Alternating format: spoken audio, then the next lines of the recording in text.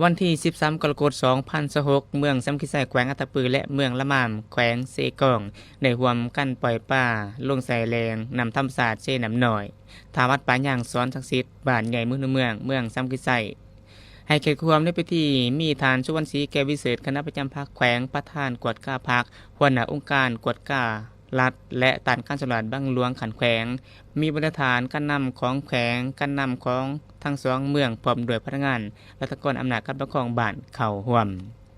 ในพิธีทานคุณสวรรค์วินมสรห้องเลขาพรรคเมืองประธานคณะกรรมการปกครองเมืองซ้ำคิไซแขวงอัตตปือได้กล่าวว่าพรรคและรัฐบาลได้กำหนดเอาวันที่ 13 กรกฎาคมของทุกๆปีเป็นวันปล่อยป่าและสัตว์น้ำแห่งชาติมาแต่ปี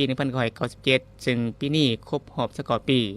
วันดังกล่าวของวันเกิดของประธานสุภาพวงศ์ผู้นำที่แสนเคารพรักของปวงชนลาวการจัดกิจกรรมนี้มีจุดประสงค์เพื่อปลูกจิตสำนึกให้ทั่วสังคมเห็นได้ความสำคัญของการอนุรักษ์พันธุ์สัตว์น้ำฟื้นฟูความอุดมสมบูรณ์ของระบบนิเวศทั้งเป็นการจะลึกคุณงามความดีของประธานสุภาพวงศ์ที่มีต่อประเทศชาติโอกาสดังกล่าวทานสุวรรณศรีแก้ววิเศษยังได้เรียกร้องให้ประชาชนจงร่วมแรงร่วมใจกันปล่อยป่าลงสู่หนองน้ำแหล่งน้ำธรรมชาติเพื่อเป็นการคืนความอุดมสมบูรณ์ให้กับธรรมชาติการปล่อยป่าบ่แม่นปล่อยแต่ในระยะนี้เท่านั้นพวกเราสามารถปล่อยได้ทุกๆฤดูกาลเคียงคู่กันนั้นก็ต้องพร้อมกันอนุรักษ์ปกปักษาและพัฒนาสัตว์น้ำสัตว์ป่าให้หลายขึ้นในใส่เพิ่มความอุดมสมบูรณ์ทางด้านชีวนานาพันธุ์และจำนวนประชากรของสัตว์น้ำสัตว์ป่าที่เป็นมรดกทางธรรมชาติของชาติให้รับการปกปักษาและสมใส่แบบยืนยงตลอดไป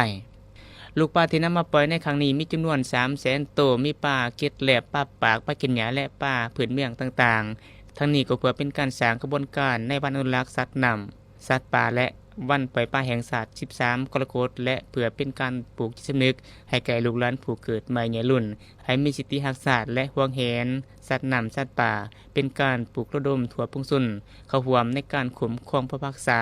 พัฒนาและนำใส่สัตว์น้ำสัตว์ป่าในสาเหตุให้ประชากรสัตว์น้ำนับมือมีความอุดมสมบูรณ์และกลายเป็นทะแหงในการค้ำประกันด้านสิเบียงอาหารโภชนาการก็คือการปรับปรุงชีวิตการเป็นอยู่ของประชาชนให้นับมือนับดีขึ้น